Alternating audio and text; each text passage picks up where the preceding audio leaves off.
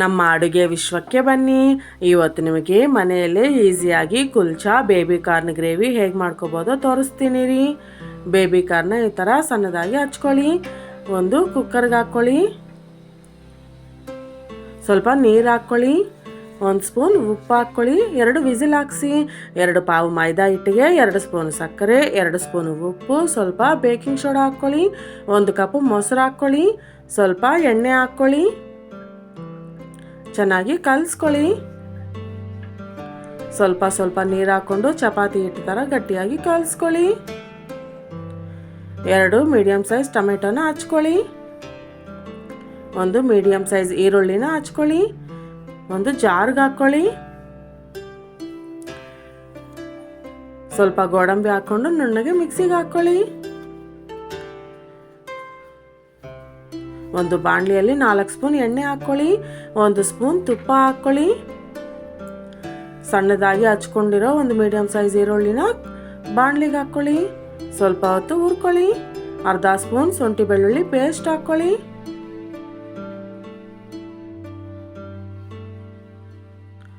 ನಾವು ಮಿಕ್ಸಿಗೆ ಹಾಕ್ಕೊಂಡಿದ್ದೀವಲ್ಲ tomato puree, ಅದನ್ನು ಹಾಕ್ಕೊಳ್ಳಿ. 1 ಸ್ಪೂನ್ ಧನಿಯಾ ಪುಡಿ, ಅರ್ಧ ಸ್ಪೂನ್ ಅರಿಶಿನ, 1 ಸ್ಪೂನ್ ಖಾರ, ಅರ್ಧ ಸ್ಪೂನ್ ಗರಂ ಮಸಾಲ ಹಾಕ್ಕೊಳ್ಳಿ. ಹಂಗೆ 2 ಸ್ಪೂನ್ ಉಪ್ಪು ಹಾಕ್ಕೊಳ್ಳಿ. ಚೆನ್ನಾಗಿ ಕಲಿಸ್ಕೊಳ್ಳಿ. ಸ್ವಲ್ಪ ಹೊತ್ತು ಹುರಿದುಕೊಂಡ ನಂತರ ನಾವು ಬೇಯಿಸ್ಕೊಂಡಿದ್ದೀವಲ್ಲ ಬೇಬಿ ಕಾರ್ನ ಹಾಕ್ಕೊಳ್ಳಿ. ನಾನು ಬೇಬಿ ಕಾರ್ನ ಬೇಯಿಸ್ಕೊಂಡಿರೋ ನೀರಲ್ಲಿ ಗ್ರೇವಿ ಮಾಡ್ಕೊಳ್ತಿದ್ದೀನಿ ರೀ.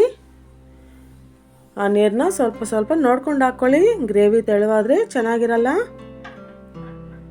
ನೋಡಿ, ಗ್ರೇವಿ ಚೆನ್ನಾಗಿ ಕುದೀತಾ ಇದೆ ಅಲ್ವಾ. ಈಗ ಕೊತ್ತಂಬರಿ ಸೊಪ್ಪು ಹಾಕ್ಕೊಂಡು ಸ್ಟವ್ ಆಫ್ ಮಾಡ್ಕೊಳ್ಳಿ. ಬೇಬಿ ಕಾರ್ನ್ ಗ್ರೇವಿ ರೆಡಿ ಆಯಿತು ರೀ. ಅರ್ಧ ಗಂಟೆ ಹೊತ್ತು ಹಿಟ್ಟು ನೆನೆಸಿದ ನಂತರ ನೋಡಿ ಎಷ್ಟು ಮೃದುವಾಗಿದೆ ಅಲ್ವಾ. ಈಗ ಹಿಟ್ಟನ್ನ ಇನ್ನೂ ಸ್ವಲ್ಪ ಹೊತ್ತು ಚೆನ್ನಾಗಿ ನಾದ್ಕೊಳ್ಳಿ.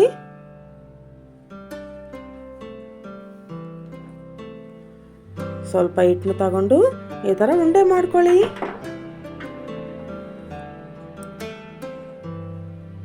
ಉಂಡೆ ಮೇಲೆ ಸ್ವಲ್ಪ ಎಳ್ಳು ಹಿಡ್ಕೊಳ್ಳಿ. ಹಂಗೆ ಸ್ವಲ್ಪ ಕೊತ್ತಂಬರಿ ಇಟ್ಕೊಳ್ಳಿ. ಸ್ವಲ್ಪ ದಪ್ಪದಾಗಿ ಉಜ್ಕೊಳ್ಳಿ. ತೆಳು ಮಾಡ್ಕೋಬೇಡಿ. ಬಿಸಿ ಬಿಸಿ ತವಾ ಮೇಲೆ ಹಾಕ್ಕೊಂಡು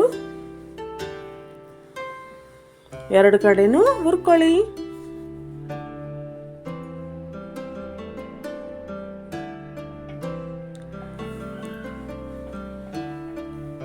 ಈಗ ಕುಲ್ಚಾ ಮೇಲೆ ಸ್ವಲ್ಪ ತುಪ್ಪ ಸವರಿ.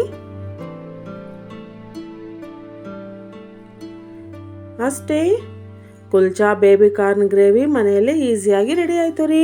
ನೀವು ಒಂದ್ಸಲ ಟ್ರೈ ಮಾಡಿ. ಇಷ್ಟ ಆದರೆ ನಮ್ಮ ಅಡುಗೆಯ ಚಾನಲ್ನ ಸಬ್ಸ್ಕ್ರೈಬ್ ಮಾಡ್ಕೊಳ್ಳಿ ಮತ್ತು ಹೊಸ ರುಚಿಗಳನ್ನು ಅನುಭವಿಸಿ.